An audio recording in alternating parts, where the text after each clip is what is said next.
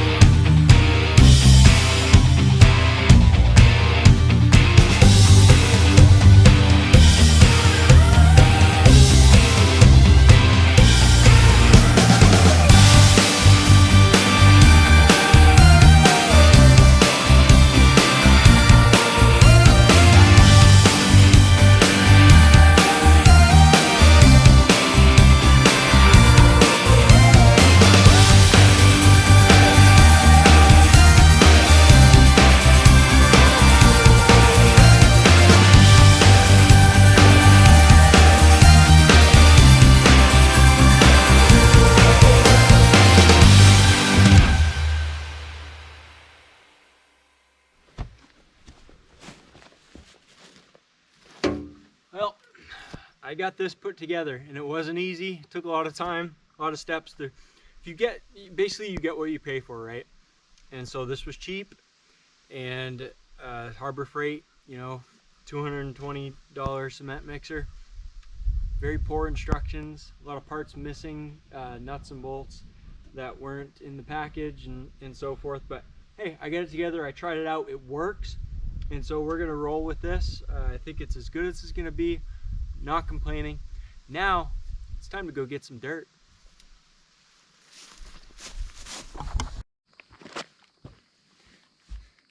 Okay, so it's time to gather dirt for the trap line.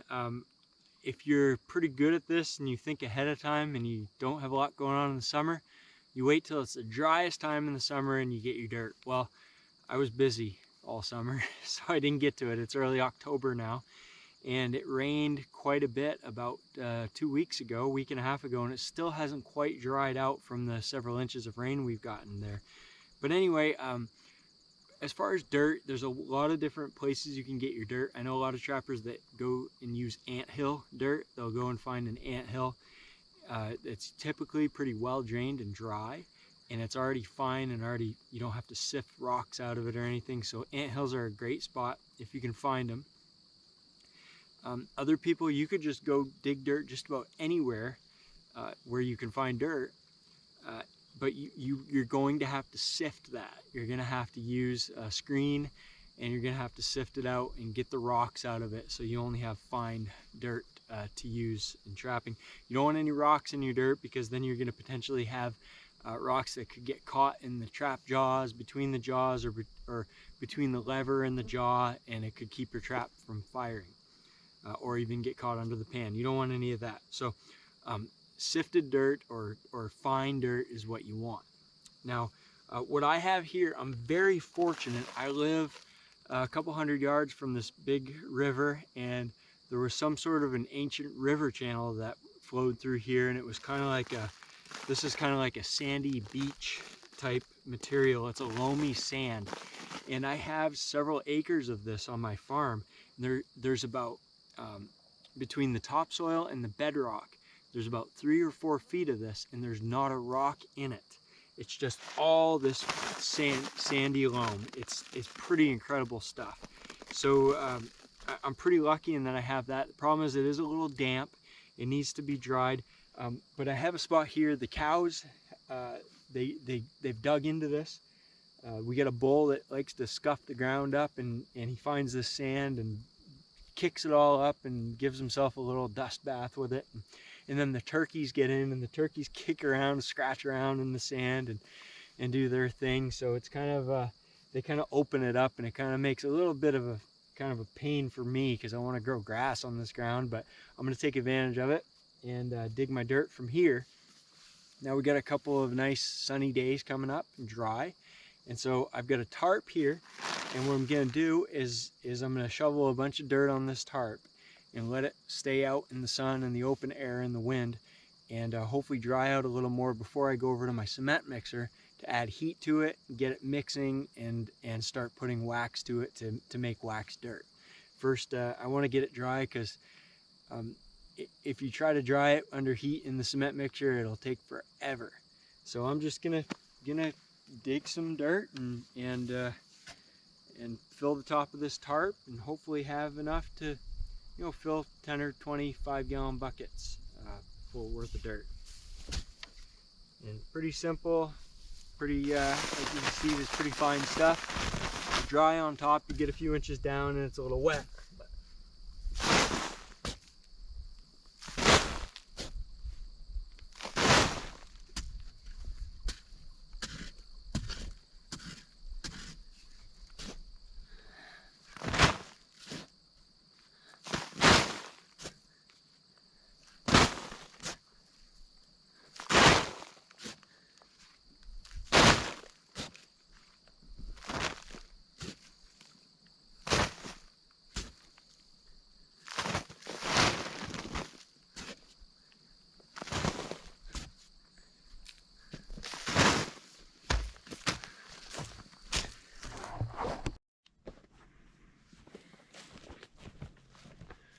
Well, I guess I'm all ready to make some wax dirt.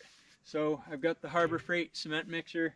It ain't perfect. It makes a lot of rattling noise and stuff, but it does work, and it was cheap. This is a turkey fryer I picked up at Lowe's, and a propane tank. Got infrared thermometer. I've just started this, set it up. I've never done this before, so probably get a little bit of learning to do, and things I'll probably tweak. But anyway, I'm just gonna get this rolling, get the propane going, get the cement mixture spinning, and there's still a little bit of moisture inside of the mixer just from dew overnight. It's been real wet in the mornings here, and so I'm just gonna get that going, get it heated up, and I've got my dirt in these pails here. This is it's set out. I had it. I had an area a really sandy area that we saw earlier, and there's no rocks in that dirt, so it's already pre-sifted. Never had to sift it, and there's a stick or two here and there, but it's pretty well good dirt.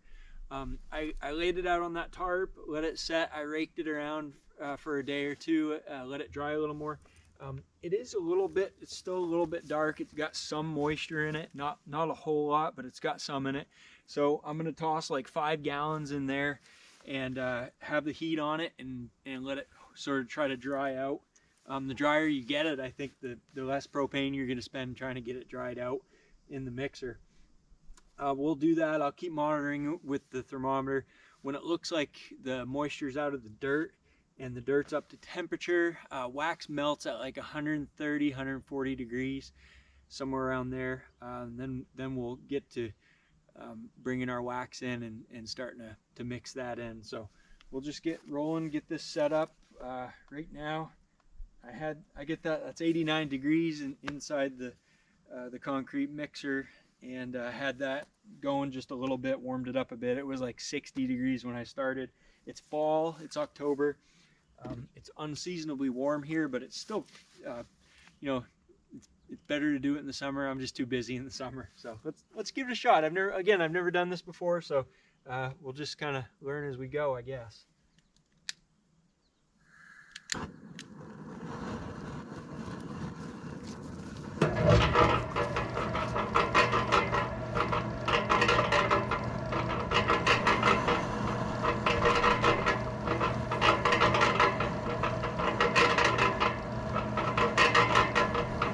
We're 87 degrees. We'll get that warmed up a little more and dried out, and then I'll pour the dirt in.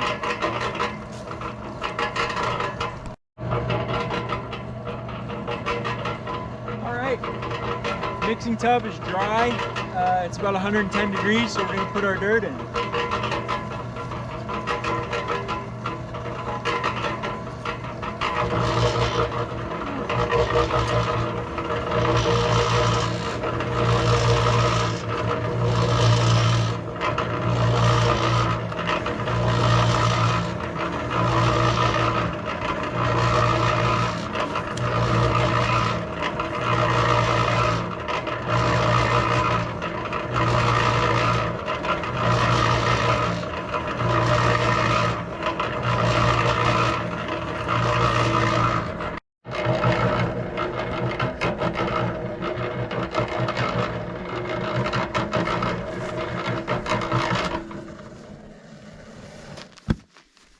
Well, I'm learning as I go here, and the things you figure out, sometimes it just takes a little bit of trying something to realize what's going to work and what's not.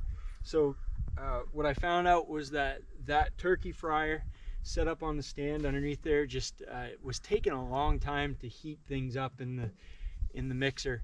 So I actually just pulled the burner off, and I attached the burner to the cross piece on the mixer right immediately underneath the tub. And I think I'm going to be able to get the heat right on the tub and heat it up quicker. I hope I don't do anything to this powder coated finish and mess that up, but we'll see how it goes. It looks like I could drill a hole through that cross piece and mount that pretty solid. Right now I just wired it up. The reason for that is I've also learned that I get a bad mixer, and the tub is not perfectly round. And so it's really getting a lot of vibration. Every rotation, it vibrates hard. And so I kind of want to go light on it. I don't want to mess with it too much, because I'm probably going to see if Harbor Freight will take it back and give me another one. So right out of the box, it should be running a little smoother than that. But yeah, I'm going to run this for a little while. I'll get my dirt in there. We'll get the dirt dry. It does seem like turn the other way. It is a little bit, making a little bit less vibration. So we'll go with this and see how we do. Oh, and one other thing with this is it would be really nice to have it in like a three-sided building or shelter, because when the wind starts blowing, that propane flame gets kind of pushed around a little bit and makes it a little tougher to contain the heat. So yeah, I don't have that right now, so I'm gonna go without it, but that's something in the future. It'd be nice maybe to do this inside of an open type of shed or lean-to, just to kind of keep the wind out.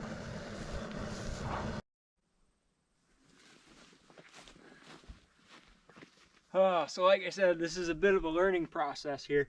I just got my first 5-gallon batch of wax dirt made in this container, and it's cooling down now. It looks really good. I'll probably test it just to make sure. I ended up doing half a pound of wax per gallon of dirt, and they recommend 1/2 to 3/4, but my dirt is pretty sandy, larger particles, and it takes less wax than the finer dirt. At least that's what I've been told, and I did it this way last year, the solar method, and it seemed to work pretty good. But I'll put it in a bottle of water and see if that dirt soaks up any water or not, and then we'll go from there. But anyway, Yeah, totally. I had this set up and it was taking a while to warm up the dirt to temperature. So I got tired of waiting and I went inside and had lunch. And while I was eating lunch, the keyway on the pulley that connects the pulley to the drive shaft on this electric motor fell out and the thing stopped spinning. And so I had the propane burner right on one spot, full blast. And as you can see, I burned it up pretty good, burned the paint off. So yeah, that's the way it works. But I got it put back together, and it worked pretty good. I ended up washing everything out, cleaning it all out, trying to get make sure that my dirt wasn't gonna smell like paint or burned, anything burned, and back in business. So I'm gonna put 5 more gallons of dirt in here. I'm gonna get it warming up, and I'll probably turn on the camera when it's time to get the wax in.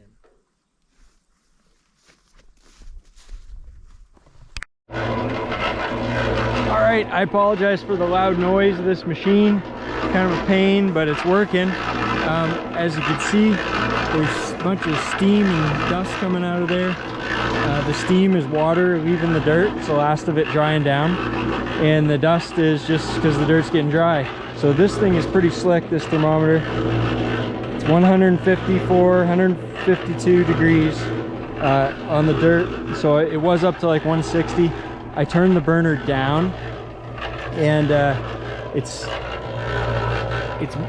pretty well dry. I'm gonna let it go a little bit longer, and I think I'm gonna just see how, once it gets to where it's not, we're not seeing steam come out as much, and it's about 140, I'm gonna put the wax in.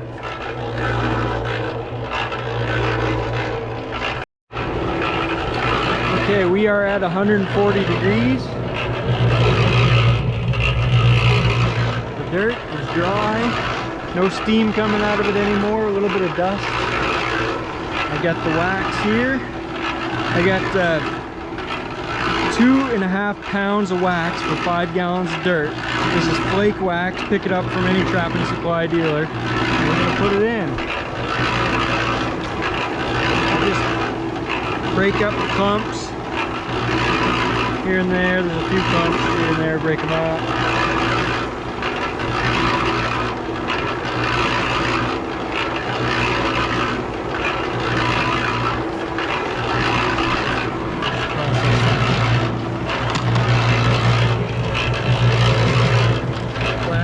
Melting into the dirt.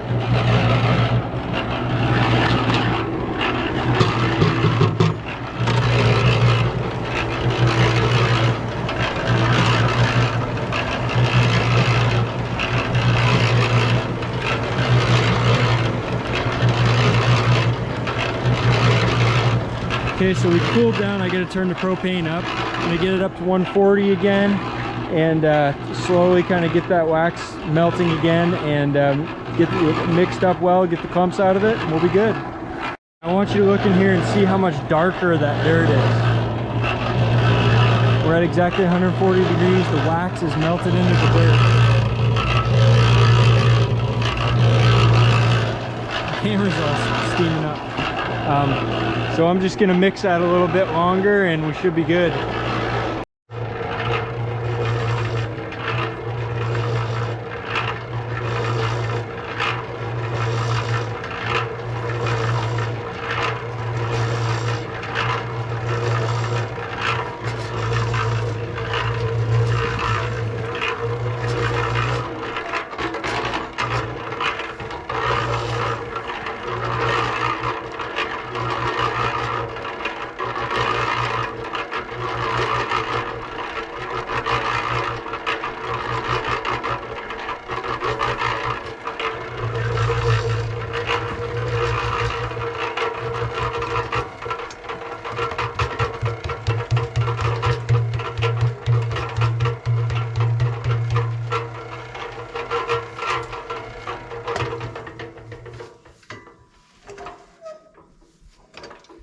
Well, that's it. There's our waxed dirt.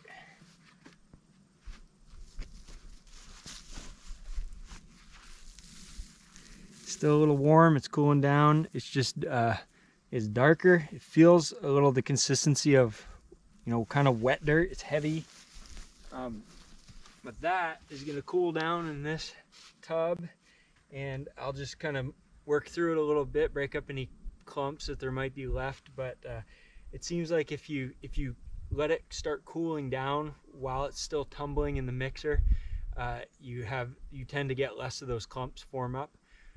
But yeah, I'm basically just going to take this and put the dirt back in the 5-gallon pails where it originated, put a lid on those, and be ready for any fox and coyote sets I might put out. So sorry for the long drawn out process there. It's kind of hard to film and learn at the same time, but it was good.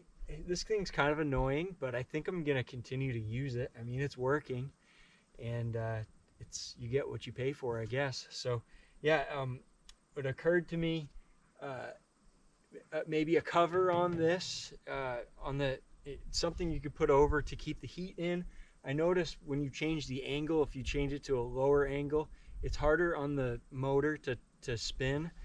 However, you increase the heat considerably. So I think it's just there's not as much heat rising and escaping out the top when the thing is turned sideways. So you could probably accomplish that with a cover of some sort on that. And yeah, the other thing is once you get it up to temperature, you can make this stuff fast. If your dirt is relatively dry, when it gets hot, it doesn't take very long to get completely dried out. You see it puffing out dust, and then you put your wax in and mix it for a few minutes, and it's pretty well shut the heat off and keep mixing it for a while, and then dump it out. Pretty well ready to go. So I can see how if I was going to do a lot of fox and coyote trapping and needed a lot of dirt, you could really make a lot of dirt in a matter of a day or two with this type of setup. So it had its ups and downs, but I think it's going to work pretty good.